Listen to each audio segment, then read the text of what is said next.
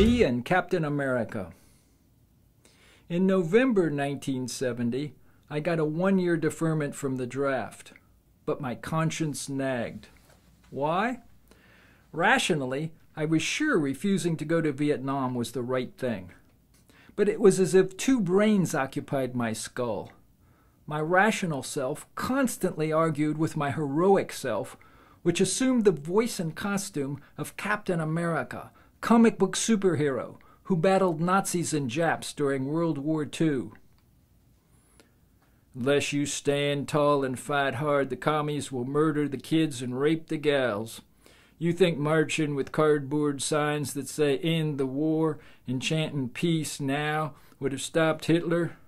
Nazi gas chambers killed millions, son.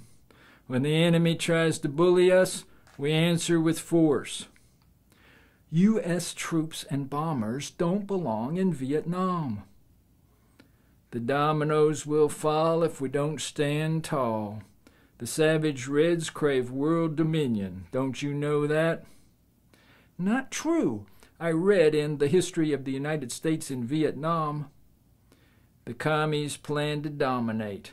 We have to draw a line in the dirt, and if the gooks step over it, gun 'em down.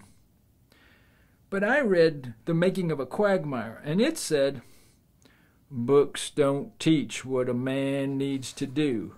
You feel it deep down. You know what's right. You know what you gotta do. 5 years of college education, and my brain still harbored the ideals of a 12-year-old.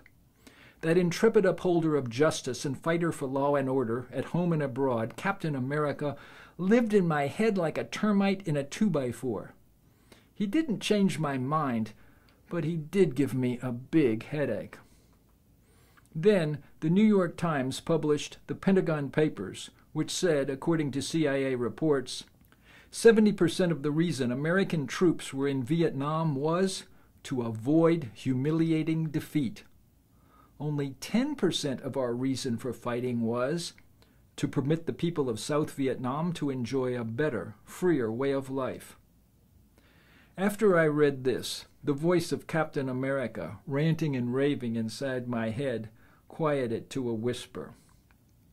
See, if the U.S. suffered a humiliating defeat in Vietnam, who was going to be humiliated? The guys who got us in the mess, of course.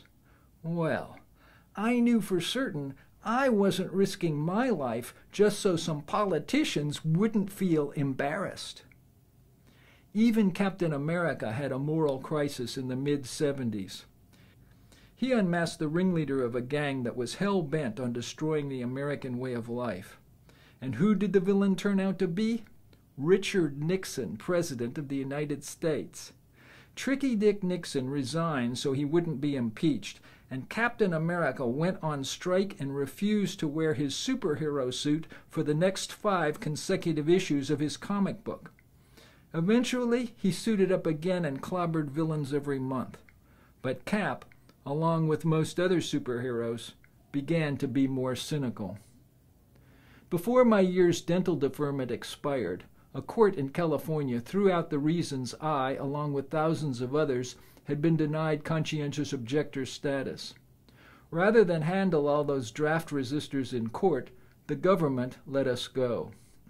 In a year, U.S. troops would be withdrawn from Vietnam anyway.